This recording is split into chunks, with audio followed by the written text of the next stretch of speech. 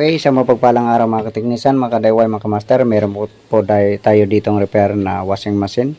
Ito po ay automatic, bali siya po ang kanyang brand. Nasa 7 kilos po ang kanyang capacity ng load. So sabi ng may-ari, hindi daw ito nagde-drain. So testing natin ito, nakasaksak na nga. Ito nakasaksak na pala. Kasi hindi na sasaksakan. Bale, hindi na tayo mag-wash. Diretso na tayo sa dry. Sana pwede siya. Power on. Ito may power. Program.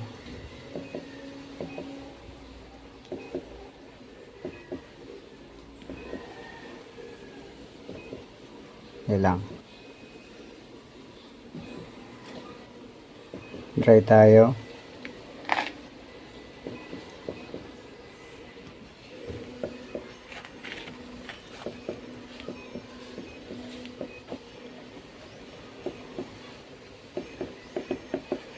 Bakit ayaw?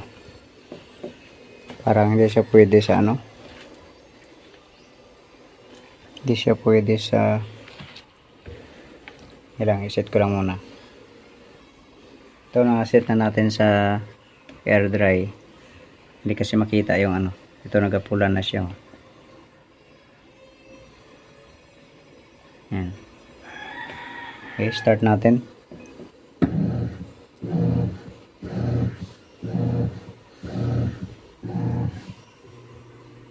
Yun. Oops. Na yun.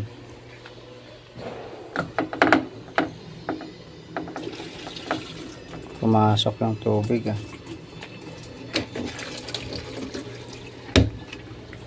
Pumasok pa rin yung tubig.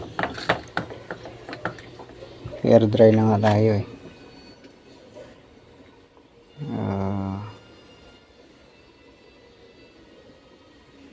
Hindi lang set ko ulit. Ito na set na natin sa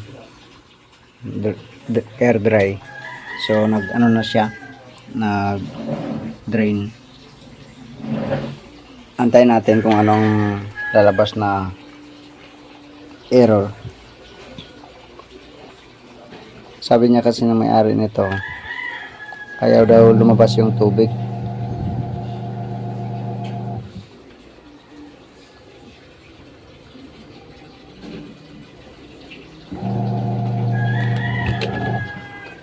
Oops.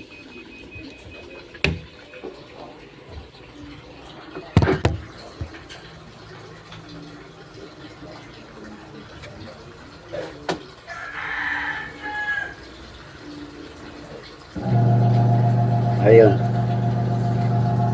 Umaandar yung motor pero hindi maikot yung tab. Lumalabas yung tubig. Kaya lang, ulitin natin.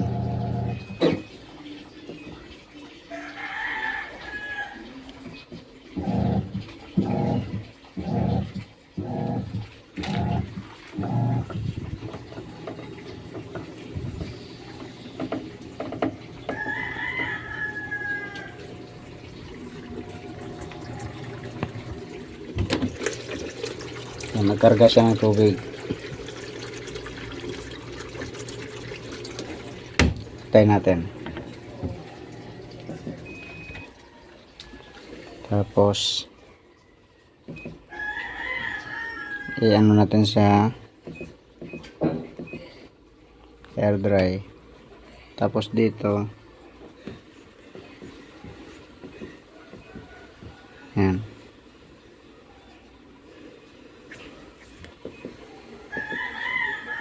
Yan, 90. Start natin. Karga na naman.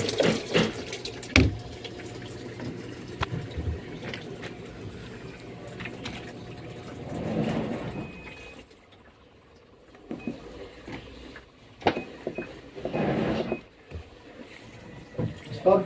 Hi. Kaya bang ka-TV nga pan? Touch screen. Oh. Nakakuha na kong dito. Kung may power team mo, galing wala sa nagakuan.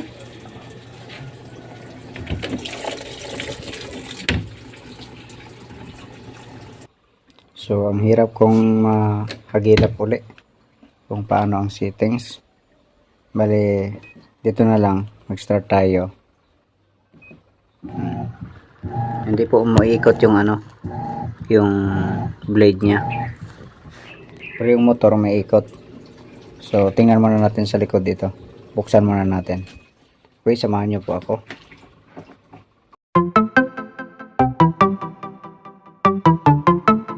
Ito, nabuksan na natin sa likod. So, mayroon tayong napansin dito. Ito, may nakakalang na Siguro itong na to. Ayan kakalang.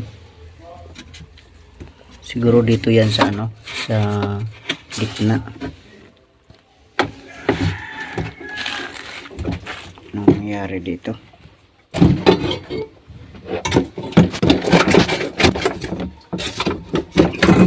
Ito siguro yung pumipigil. Yan. Bakit meron to?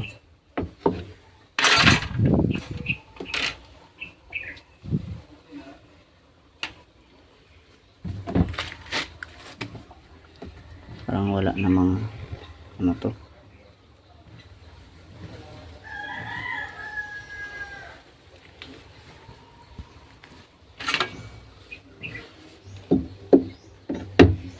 Siguro dito yun sa kasi hindi nila kinabit yung yung desk niya sa ilalim. Dito lang to kanina sa likod.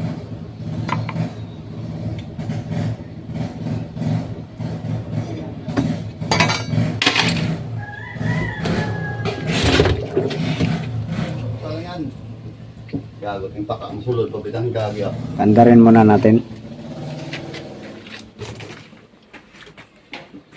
Tingnan natin sa loob. Power, start.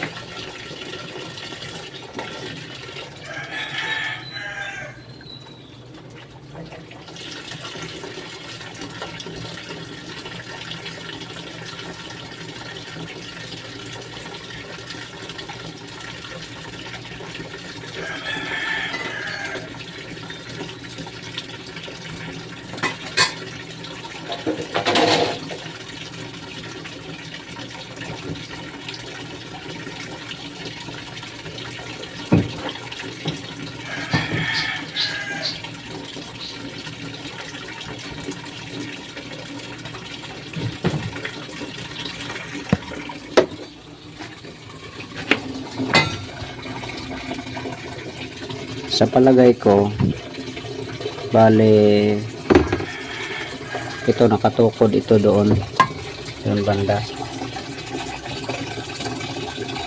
nung binili nila, tapos tinatanggal ito kapag gamitin na, kasi ito hindi maibalik ito ano.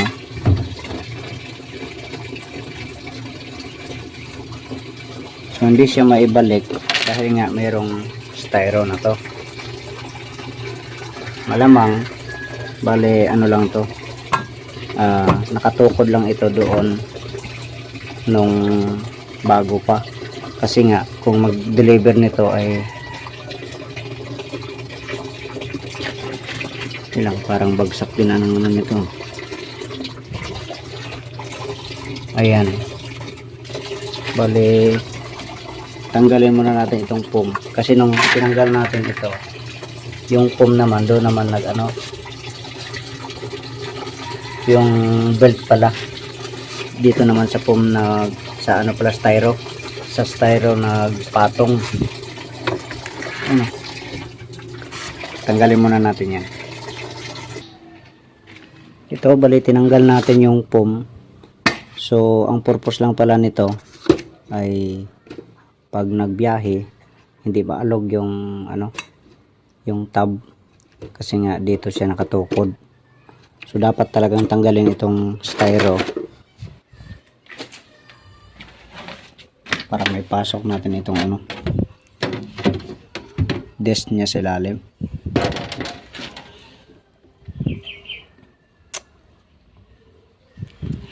Balik na natin yung belt kasi nagkaroon na ng kalog kanina, hindi na align yung pinaka plato niya dito. Ito, label natin yung kinabit natin yung disc niya sa ilalim. So ayan, malaya na yan kasi kalog-kalog kasi ito kapag ano, pag nag-travel kung sakali na karga sa sasakyan. So bale yun ang pinaka guide niya para hindi mag-disalign yung kanyang balance dito na spring. Paandarin natin. Trabulan pa tayo ng may-ari nito. Kaya ito, kumalang na ito dito kanina eh. Kaganyan na siya, oh. Tagilid na. Kasi malamang ano na to. Ito, kinain niya dito. Pero pwede pa naman gamitin to. Bali, ang gagawin na natin dito, tanggalin natin ito para yung mapatong pa natin siya dito. Tanggalin natin itong sa gitna na to.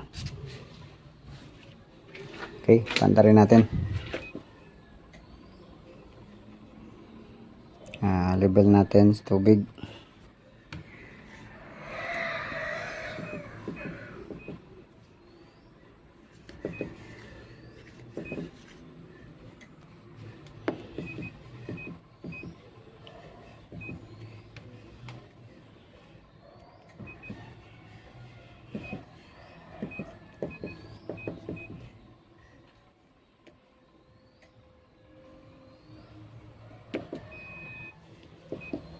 Start na lang natin. Yan.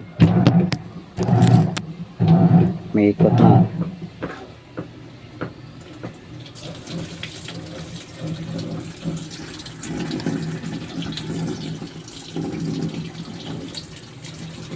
Okay, antayin na muna natin yan. Tapos lagyan natin ng load. Ito, nagwawas na siya. Yan.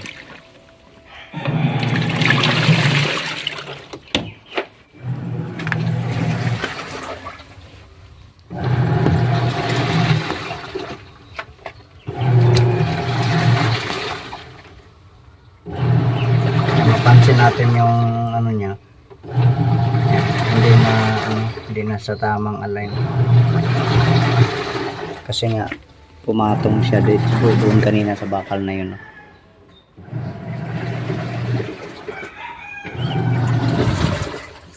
Walang sira, tapos mali lang pagkagamit kasi nga dapat tatanggalin yung ano na yan.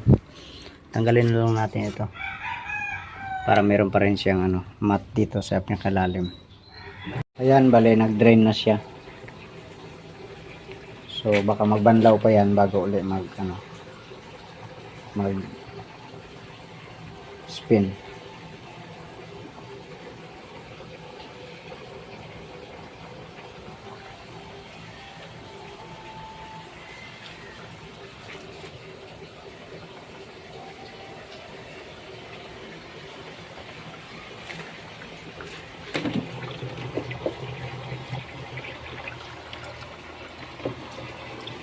Hintayin natin siya na mag-spin.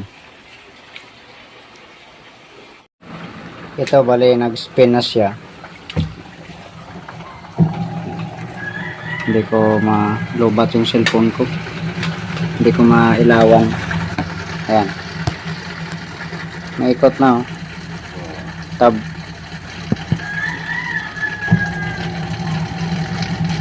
Yan.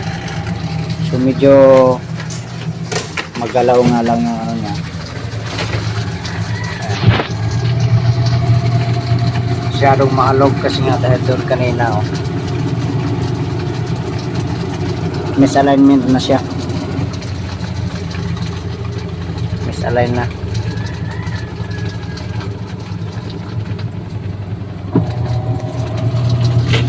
So at least antayin na lang natin ito na mag warning na siya na tapos na yung pag wash niya at pag spin. Bale, dalawang beses na siyang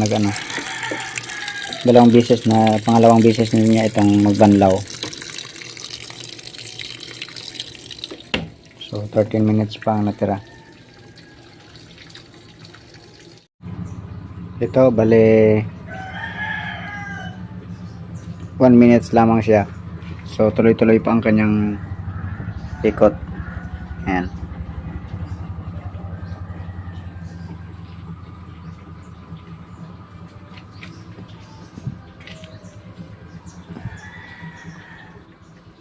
Antayin natin.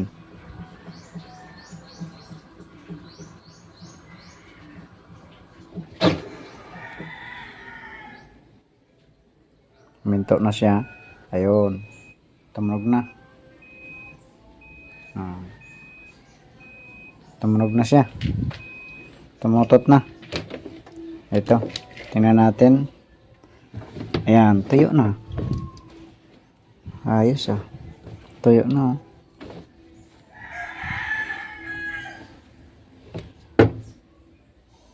So, nakatapos na tayong maglaba. Ayan. Naglaba tayo na walang sabon. Okay. So, hanggang dito na lang video natin. God bless po sa inyong lahat.